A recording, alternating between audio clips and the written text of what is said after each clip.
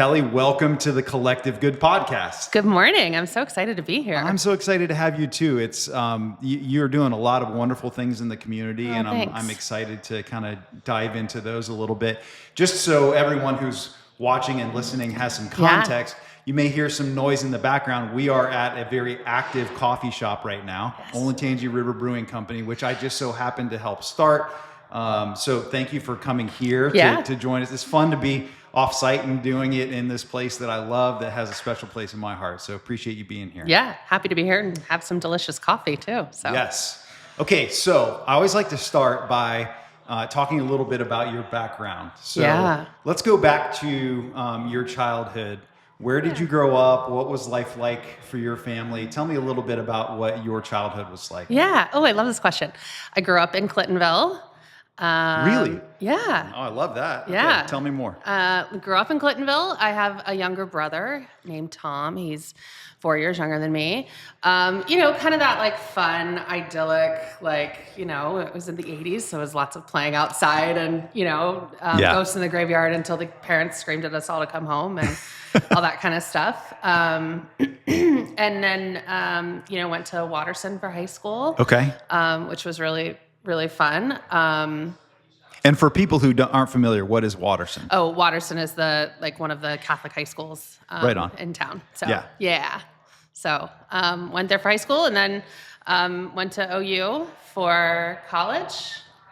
And so moved to Chicago right after I graduated, days after I graduated from college.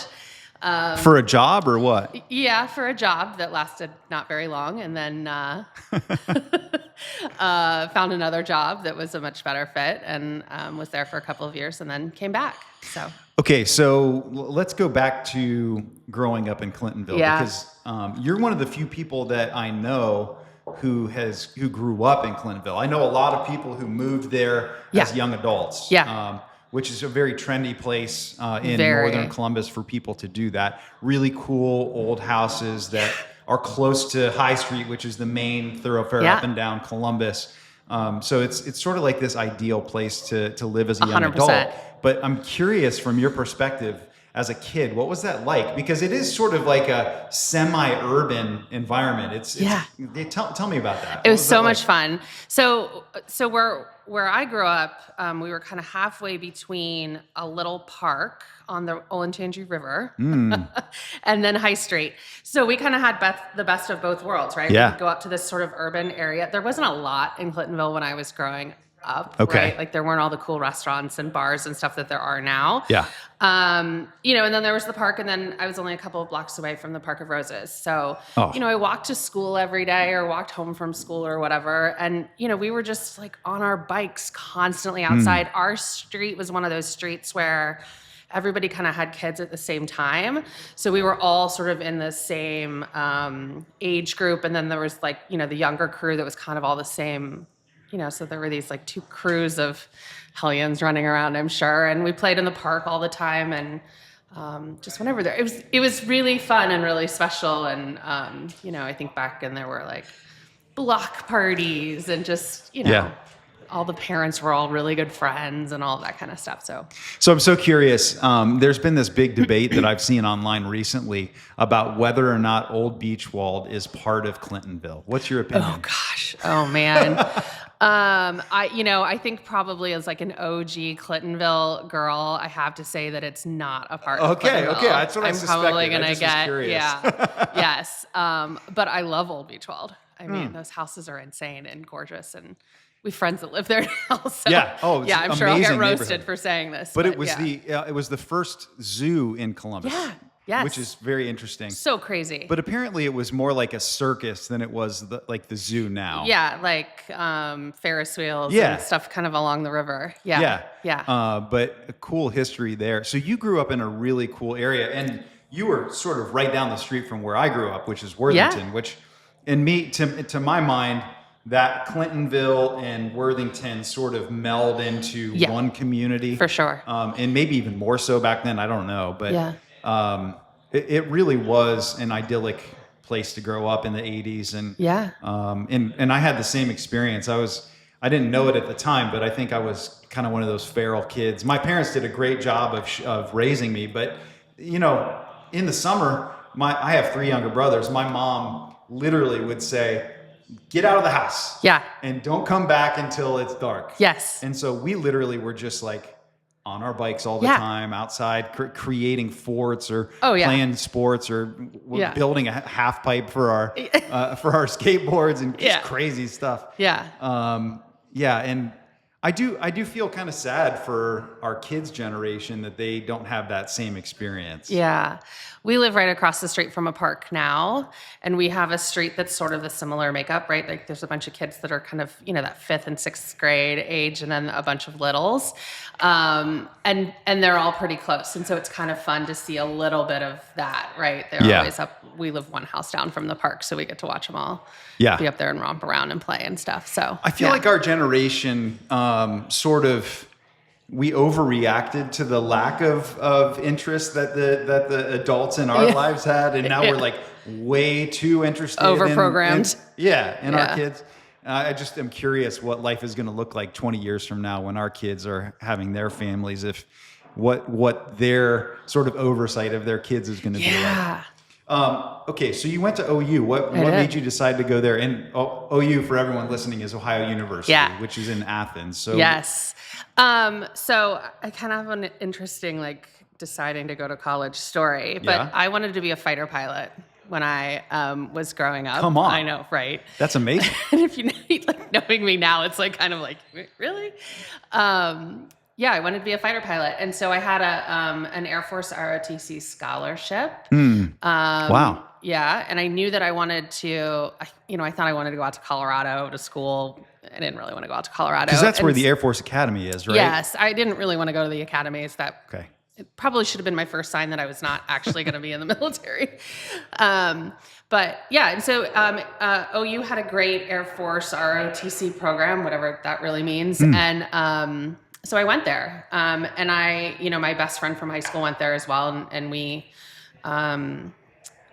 roomed together and that kind of stuff. And I did the Air Force ROTC thing for 1 quarter. Okay. And quickly realized that the military way of life was not for me. Okay. I don't like people telling me what to do. I don't like to wake up at 5 o'clock in the morning to work out. Those are kind of 2 kind of really important things, right? And so it wasn't the right fit for me. But so if you were dreaming of that and then you went and you started down that path and then you had this realization, that's kind of a crisis for a young person starting out in college. Yeah. What did that feel like? It was hard. It was my first, I think, sort of grown up, I have to decide, right? Because I'm in this program. It's paying for part of my school. It's paying for part of my books and that kind of stuff, right? And I was lucky that that wasn't going to impact me, right? My parents were willing to sort of pick up the slack and able to pick up the slack, which was great in terms of cost. But, I was taking classes in that, and that had really been my path for the past 5 or 6 years, right? Just that was what I wanted to do. It was hard. My dad both my parents I'm incredibly close with, but my dad is just really wise. And so it was a lot of conversations with him about sort of how to navigate change and manage change and deal with all of the emotions that come along with it, right? And then, got into a communications major that I fell in love with. I had really great friends too that were super supportive and could have cared less what, I was going to be when I grew up and those kinds of things. And so, but I really credit my dad for helping me navigate that. So you got a degree in communications? I did. So did I. But from Ohio State. Oh, wow. But and when were you at OU? I was at OU from 95 to 99, graduated in 99. Okay. Yeah. Yeah, because we were in the same high school class, different schools, but we know some common friends, and that's cool. But and I actually was enrolled at OU for a couple of weeks. We probably would have been in classes together, which is so funny. And I guarantee you that I know a number of people that you know from OU. Because OU is big, but it's not that big. And especially, people who are from Columbus, they kind of tend to clump together. So we'll have to talk about that sometime. That's I'm fun. curious. Yeah. But Okay, so Chicago, which is a fun adventure. That's a good way to describe it. Yeah. An expensive adventure. Yeah. Where in Chicago did you live? So we lived in Chicago is a hot spot for people that graduated from OU and kind of from Miami too, right? It was there in kind of DC. I have no idea why, but like I knew there was a built-in support system in Chicago. Like a ton of people that I had known from the year before were there, and a bunch of people that I was graduating with were going. So that's sort of how I ended up there. It felt far enough away from home, but like still sort of safe, right? Like, you know, you can get home in 6 hours. It's a short flight, like all those kinds of things. Yeah. It was bananas fun. We lived in a little neighborhood called Roscoe Village. Okay. Which is downtown, you know, in the downtown area. Now, if you talk to anybody, they're like, oh my God, it's so cool. It was not cool when we lived there. It was very up and coming. We'll just leave it. That was very up and coming, but we had this gorgeous, huge apartment. And that's why we picked it, right? It was just, this space was absolutely beautiful. And it was close enough to, like, you know, you could be in Wrigleyville or Lincoln Park in a 2-minute cab ride. Like, it wasn't that far. It was just kind of on the outskirts. Yeah. So then I lived in Lincoln Park, right, for a year before I moved back. So wow. So what brought you back to Columbus? I wanted to go to grad school. I thought I wanted to be in politics. Okay. Thank God I could see that, though. You're very good at building rapport with people. Like, I see you in politics. That makes sense. Yeah, I think back then it sounded really great, and so glad I'm not. No. But so I was going to come back. I was going to save up some money, go to grad school, and then figure out what life in, you know, DC or something looked like, and ended up getting a job that I loved, and just fell back in love with Columbus, right? To me, it always felt like a small, like back in the, you know, early 2000s, it really felt like a small Chicago, right? There was this really great young professional sort of crowd and great restaurants and bars, and it was fun and, you know, way less expensive to live in than in a major city. So I was able to pay off a bunch of debt, and I just never left. So you felt that sort of, you know, ease of cost of living here? Yeah, for sure. You did? Okay. Compared to Chicago. Yeah. Well, I know people say that, and I have only lived in Columbus aside from a short stint in Cleveland, in the Cleveland area.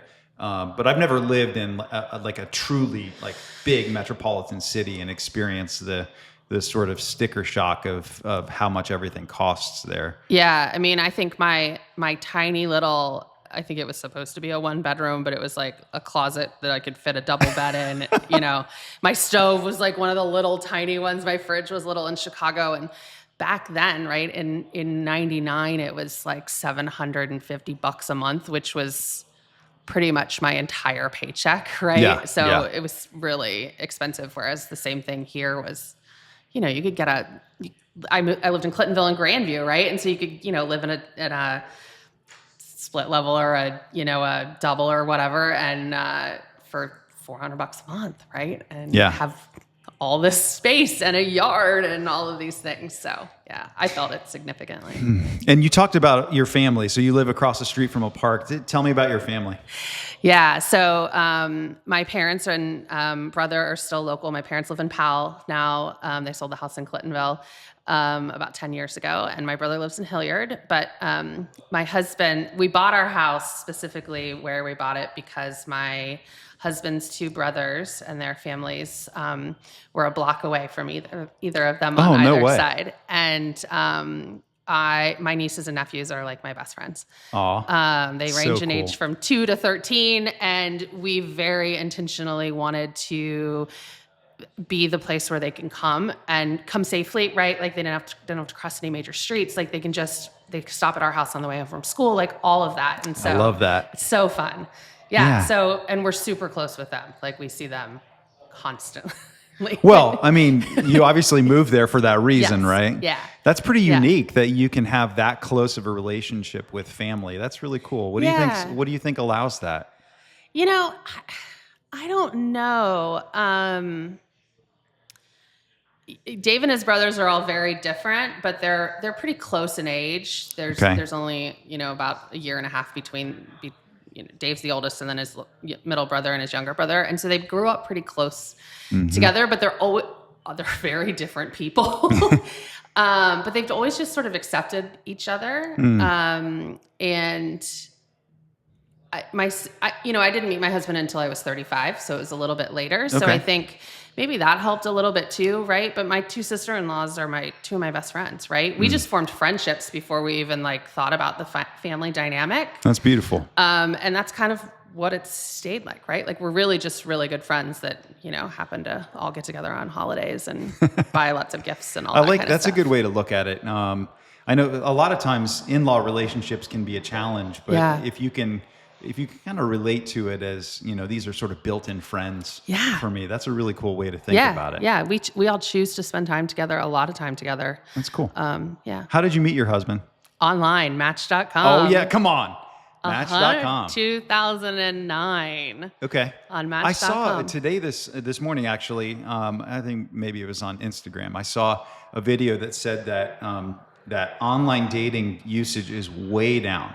Oh, interesting. Like by the millions. I'm very curious about that. They didn't really have any sort of supposition of why that's happened, but I wonder if that sort of the height of online dating has somehow started to dissipate. There are a lot of people in our generation who met through those kinds of dating tools, which is really cool. What was that experience like for you? I know my wife, before we got together, was on dating apps, and she talks about how much of a nightmare it was for her. But I just am curious what it was like for you. Yeah. It was, I at one point in time kept a journal, and I was out of my group of friends, I was one of the only people who was still single. And they were like, you're going to have to write a book someday about some of these dates. Right. And so I used to just jot notes down about sort of the hilarious situations that you would find yourself in. It was, you gotta kiss a lot of frogs to get to the prince. But I was always super open to the idea of just going on a date with somebody and, getting a beer or getting a coffee or whatever. Right. Yeah. So I did a lot of that. But I knew when I met Dave, I knew within an hour that he was going to be the person. Come on. Dead serious. So what was it? Like, I don't know. How did you know? I don't know. I just had this feeling in my gut and in my heart that I was like, this is my person. Wow. It took him a lot longer. Well, he was coming out of a marriage that hadn't been fantastic and all of that kind of stuff. So, it was crazy. And we'd circled around each other our entire lives and never met. His big brother, grandbig or whatever in his fraternity is married to one of my best friends. And so we had circled around each other for years and never met, but I knew almost instantly. Have you ever heard of the invisible string theory? No. Oh, so you need to look it up. It's a really fascinating thing. So there's this idea that there's this string between people that end up together that is sort of held tight until the right moment, but that if you go back and look at all the different interactions between them, there's this whole orchestration of it. You need to look it up. Oh, I'm totally going to do that. Fascinating thing. Yeah, I have chills. Yeah. Invisible string theory. Okay. Check it out. Yeah, I will. Because I think there's something to it. I think that you see these pictures of people who met as adults, but then they find out that they were in the same place at the same time, and there's a photo of them in Washington D.C. or something like that when they were 5, and you're like, whoa, that's really weird. Yeah. So it sounds like you had that same kind of experience. Yeah, there's a lot of things that he went to the Catholic elementary school that was, sort of the other one in the neighborhood that I went to. And again, we had tons of friends in common. And that's really cool. Yeah. So. And you've been together how long now? 12 years together, and we just celebrated our 8th wedding anniversary. Congratulations. Thanks. That's awesome. Yeah. Good for you. Yeah. Okay, so you work in a very community-oriented job. I do. Tell everyone a little bit about what you do professionally. Yeah, so I'm Vice President of Communications and Community Relations and President of the Installed Building Product Foundation. So when your boss comes to you and says, we'd like to give you this job, work on the title is my only advice. Like, it's such a mouthful. It's ridiculous. Is that literally your official title? Like, that is the longest title I've ever heard. It doesn't even fit on a business card. I love that. I love it. So I oversee marketing and communications for my company, but then my like favorite part and where my heart and passion lie is the community relations and the foundation piece. And so I get to develop engagement strategies for our company and our employees. I get to give away grants and a ton of money to all different nonprofit organizations all over the country. And, we have a scholarship program for our employees. So it's so cool. Best. That's wonderful. How long have you been doing that?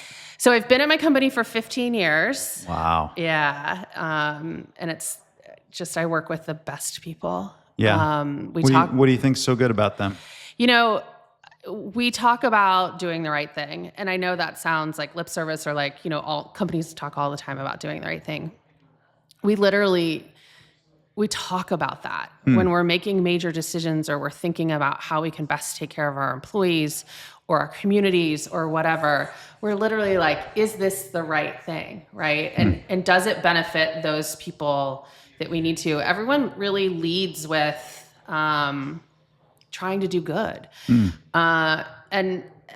all, most of the leadership team has worked there for a long time. So I think we've all been able to develop relationships and friendships, right? And so I think that really helps.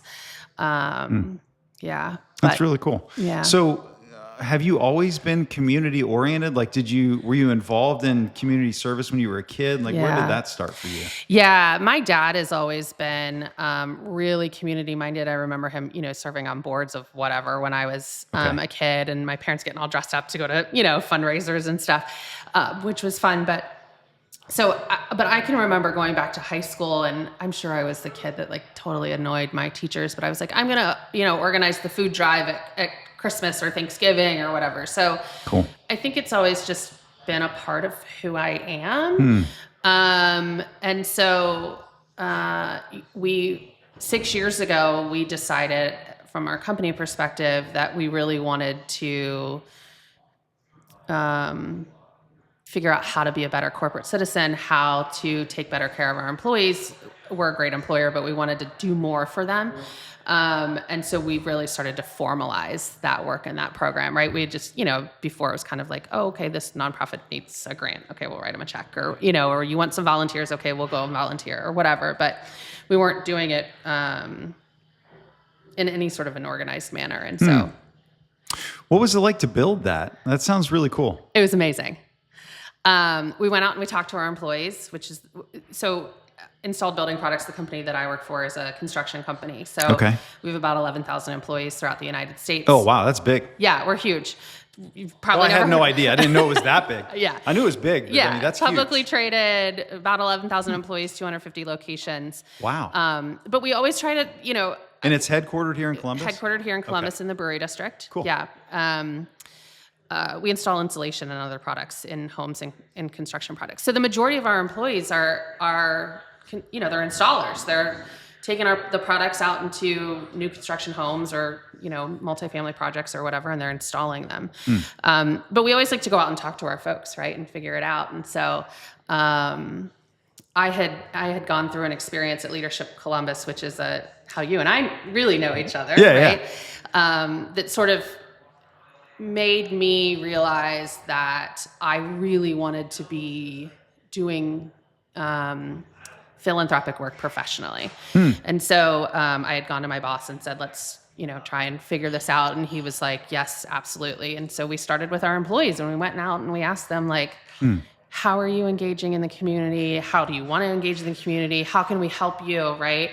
And so we took about 9 months or a year, and we were really intentional about figuring out how we could best serve our employees, their families, and their communities. And so, we brought in all kinds of really great vendors and support, right? That all kind of came about through Leadership Columbus. It all kind of circles back to LC. And so, we brought in the Columbus Foundation to help sort of build the funds, and then a PR firm, and anyway, and we built a scholarship program for our employees and their families. We built a nonprofit grants program where we give funds to nonprofits involved in housing and homelessness, right, and trying to figure out solutions for that. We have an employee financial assistance fund. We give heavily around education. And then we have sort of this like catch-all bucket called community strengthening, right, which is kind of where all the organizations that don't fit into those other categories go. Smart. Yeah, but it was really special and really exciting to just get to build it from scratch. So it's fascinating to me that Leadership Columbus is what inspired that for you. So we're on the board together. You're the president of the board of Leadership Columbus. Yeah. Thanks for all that you do for that. Thanks. Yeah. So talk a little bit about Leadership Columbus and how it inspired you. I'm so curious about that. Yeah. So Leadership Columbus is an organization that has our signature program is a 9-month, 10-month program that develops community trustees, right? So you get a little bit of personal leadership development and personal development. You know all this, right? And then, but they don't. That's okay. Tell them all about it. But then it's also really the goal is to develop people who want to engage and make our communities better, right? So whether that's by being in your company's philanthropic work, or you doing it on yourself and serving on boards, or getting into politics, or whatever it is, or economic development, whatever it is, it's designed so that you get a better understanding of what's going on in our city. We have a few other programs that do that as well. So I was in the class of 2018. Okay. It was, what class were you? 2011. Okay. Yeah. I was in the class of 2018, and it was Health and Human Services Day, which is that day where you go out and you visit all different kinds of nonprofits that are focused on different health and human services. My group was spent the morning at Reeb Avenue Center. And then we spent the afternoon at Mary Haven, which is, the addiction services major. 2 great organizations. Right. Yeah. And it was, 10 or so days before Christmas. And we walked into Mary Haven, and this is 2018, so it's really when the opioid epidemic is really hitting Columbus hard. Yeah. And we walk in, and no one in my group had any experience with any very close experience with people in their lives having addiction issues. And so for us, this was really sort of an eye-opening new experience. Yeah. Anyway, we're getting a tour, and we walk through the outpatient clinic, which is where folks come in to get their daily treatment, their methadone or whatever, and they're hanging some stockings on the wall. And we're like, oh, what are those, little Christmas cheer, right? And they're like, oh, we got a bunch of different companies that support us to donate little gifts for all the kids of the parents who are coming in. And there's like 20 stockings on the wall. We're like, oh, that's great. So cool, right? Continue our tour. 45 minutes later, we come back through that space, and there are hundreds of stockings on the wall. And we all just stopped, right? Having just learned that those are for the children of the people that are coming in to get this treatment. And we're like, holy moly, right? Yeah. And it was at that moment where I was like, we can do better. We can do more. I can't fit. Health and Human Services is not really our expertise, right? Working on addiction isn't my company's expertise. But like for me, that was just this moment. It was like, oh, we got a lot of work to do. It was just really eye-opening. And so that's when, I came back after Christmas and sat down with my boss and said, let's figure this out. Wow. Yeah. And they said vividly remember yes, that. which is really cool. It is really cool. And you literally inspired and then got to breathe life into this thing that now is making a tremendous impact, not just here in Central Ohio, nationally, but all over. Yeah. What does that feel like? I mean, that's a really cool thing. It's really cool. I don't know, I get this like warm feeling in my heart when I think about, I'm like sort of tearing up a little bit, when I think about the impact that we've been able to make. And it's about dollars, right? And it's important. And, I can give you all kinds of stats, right? Around the amount of money that we did, but it's really about the lives that we've been able to impact and the lives that we've been able to change. When we talk about our scholarship program, our employees, a lot of them are new Americans. They've recently come to this country, and they've come for a better life, and our scholarship recipients are their kids, right, or their spouses or partners who are getting to explore what community college looks like, or a 4-year college, or a trade school, or cosmetology school, or whatever it is, right? So that we're helping them really sort of achieve that dream, and it's just really special and really amazing. And I don't know, I'm just really blessed and lucky, and I love my job. That's awesome. Oh, that is a gift that you love your job. It is.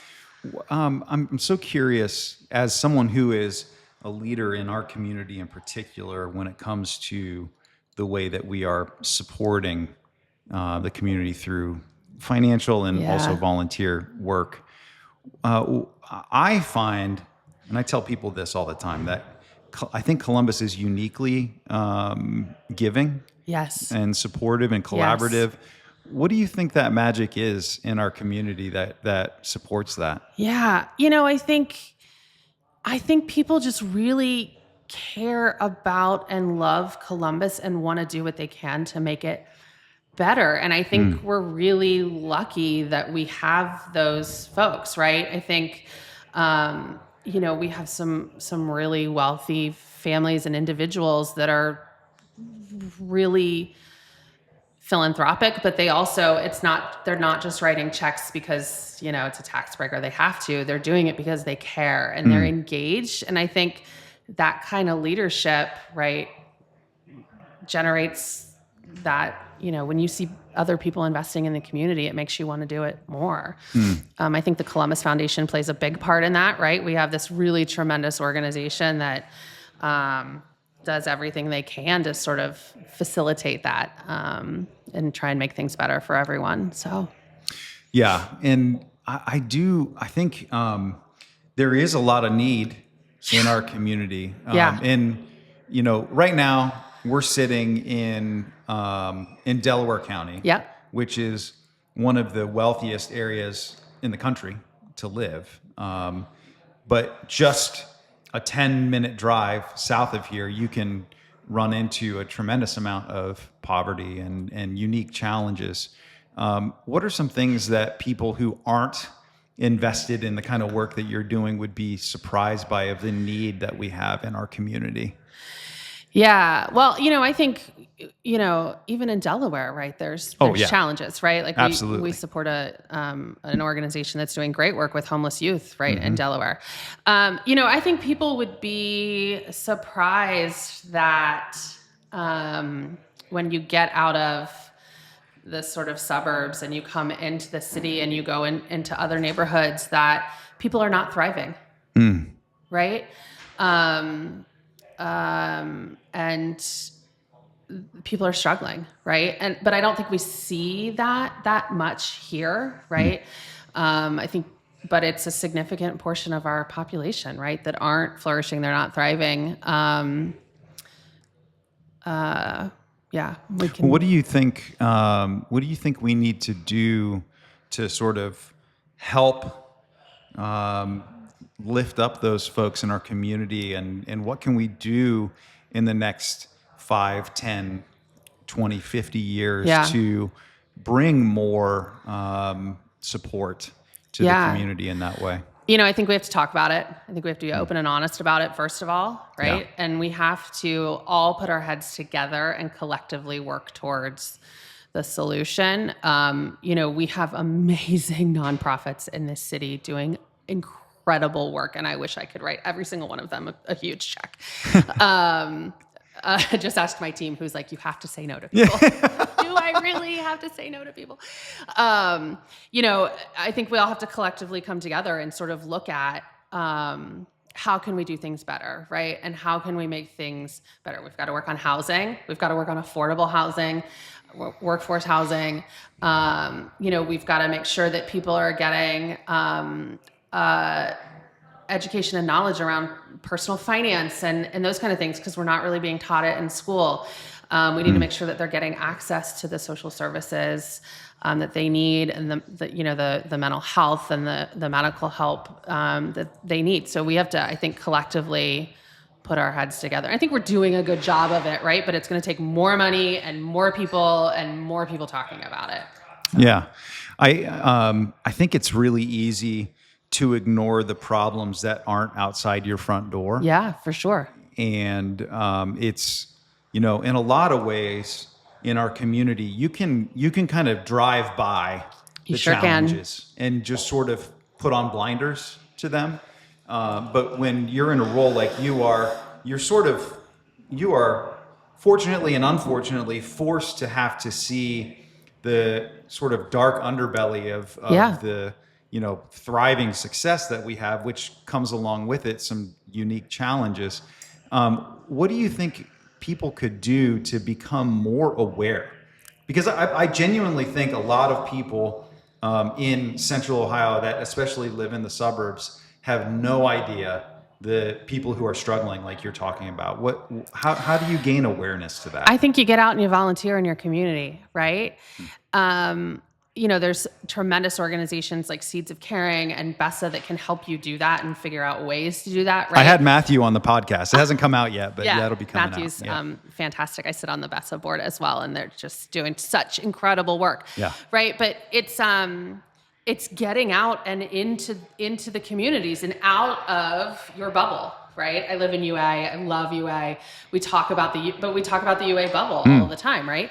Not in a that's a perfect example of not it. in a negative way, right? But UA is one of the wealthiest suburbs in the city, and you don't see, there are people there that struggle, obviously, and people that aren't flourishing, but you don't see it as much, right? Yeah.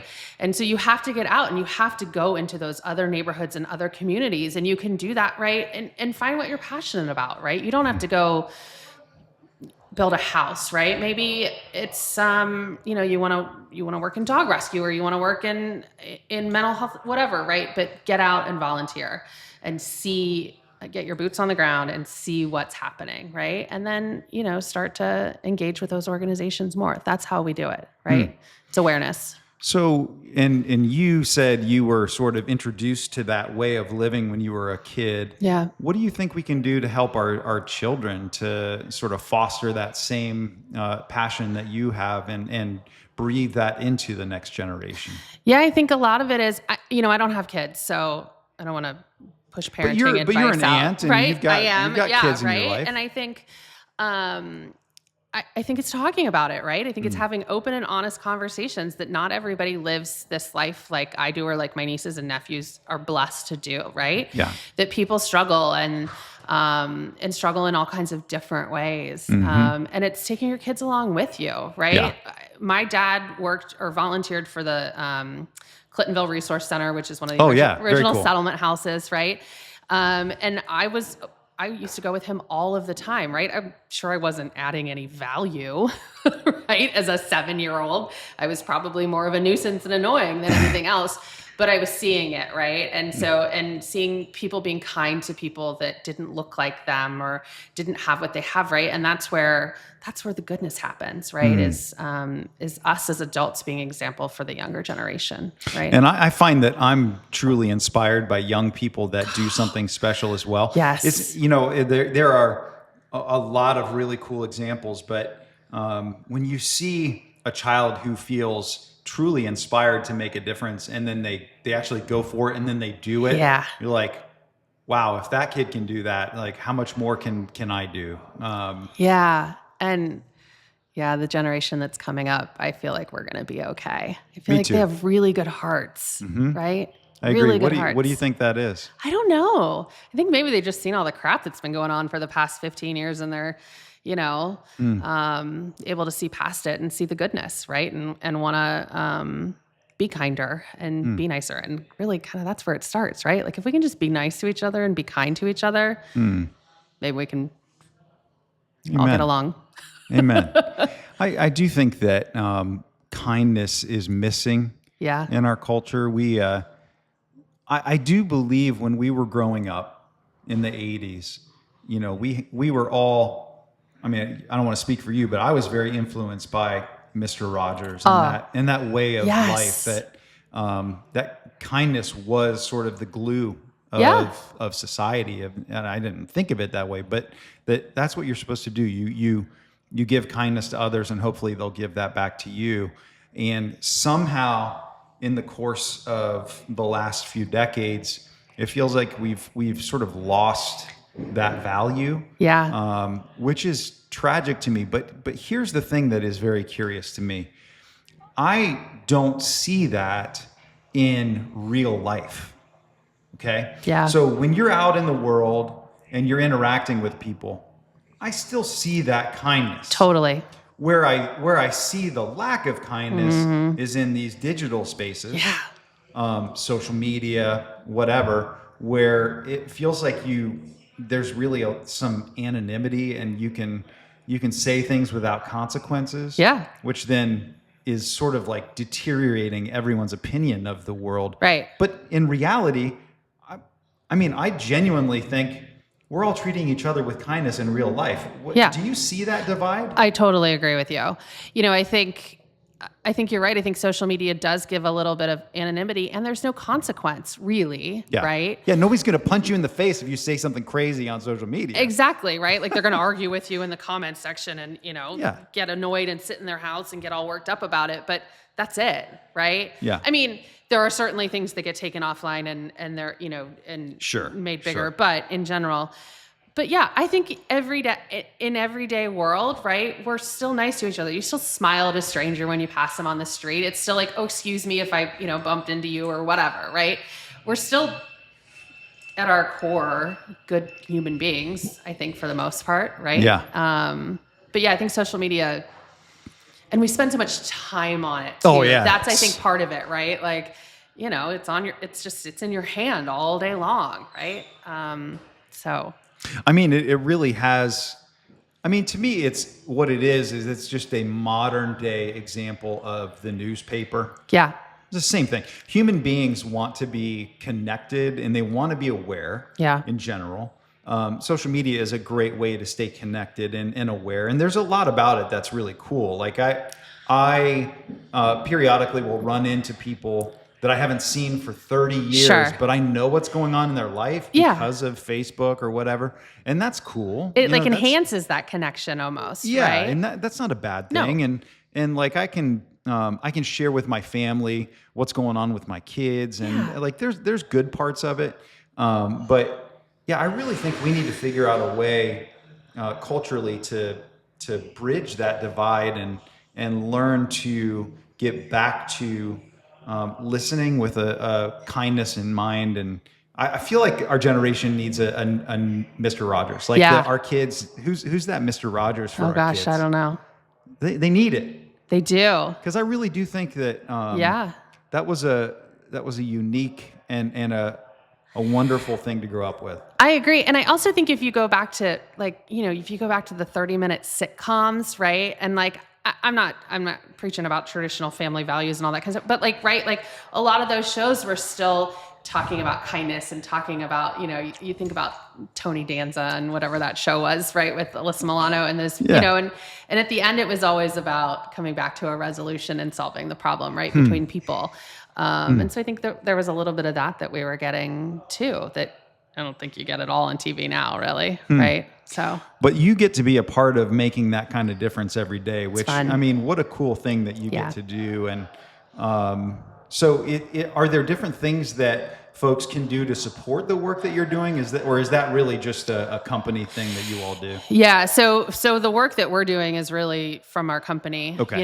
It's company dollars, it's company volunteerism and that kind of stuff. But certainly we're always looking for other nonprofits to engage with, and to volunteer with. And even if you don't fit into some of our, in education or housing, really, like we do volunteer opportunities at all different kinds of organizations, and because our employees have all kinds of different interests, and we want to support them and give them the ability to go out and engage in a community however they want, right? So, and with Leadership Columbus, how can people find out more about Leadership Columbus? Yeah, well, you could come to our 50th anniversary party. Just kidding.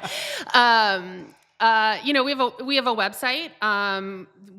The program kicks off next week. I can't believe we're already at class of 2025 kickoff. So that application period for the signature program is open from about March until May. So folks can, go to leadershipcolumbus.org to find out about that. But we also, we have some other programs that we do that are all on our website. So okay, very cool. Yeah, and I'll do a plug for BESA also, which I think is really the best. It's the easiest way to get involved in the community. Go to BESA.org and literally you can search by whatever you're passionate about or whatever time you're available, right? If you're available from 10 to noon on Saturday, right? And you want to go out and do something in the community, it'll give you a whole list of things to do. Or even if you don't have time and you want to do something virtual, right? There's those kind of opportunities too. And Seeds of Caring does that, for kiddos, which I think is really, really important too. So it's awesome. Yeah. Well, thank you so much for everything you do. And thanks for coming on the show. This was great awesome. to talk to you. Yeah, it was really cool. Appreciate you so much. Yeah. Thanks, Ryan. Thanks.